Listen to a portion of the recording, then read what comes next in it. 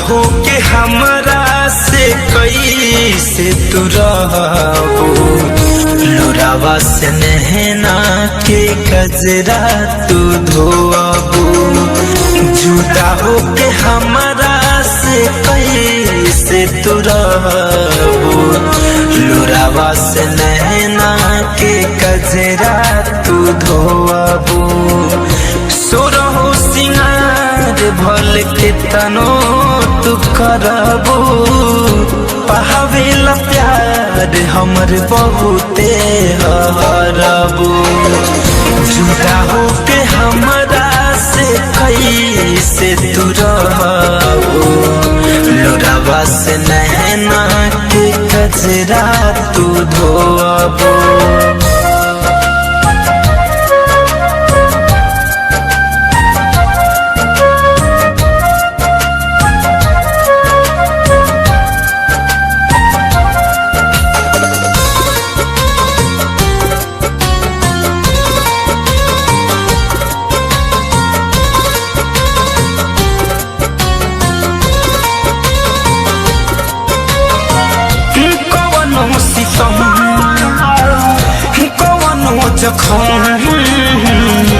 एहो करे जहा सहले हब हम, हिम्मत सोची कि पियावा के प्यार में तर जेगू।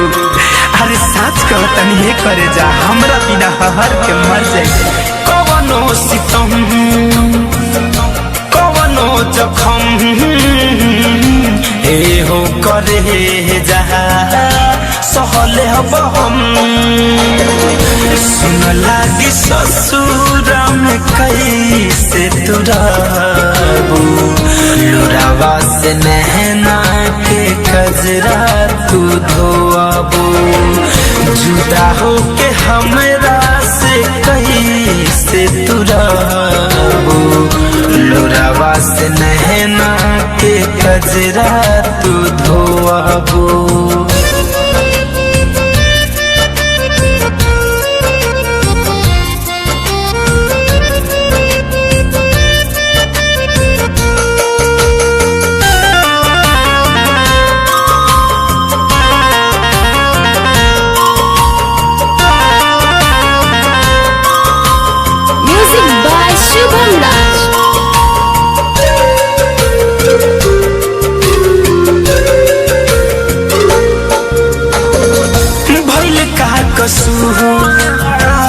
कह के मजबूर फैशन फिरोज से जाता दूरी इतना बनावा कि कहीं लौके ना हमार परछाई।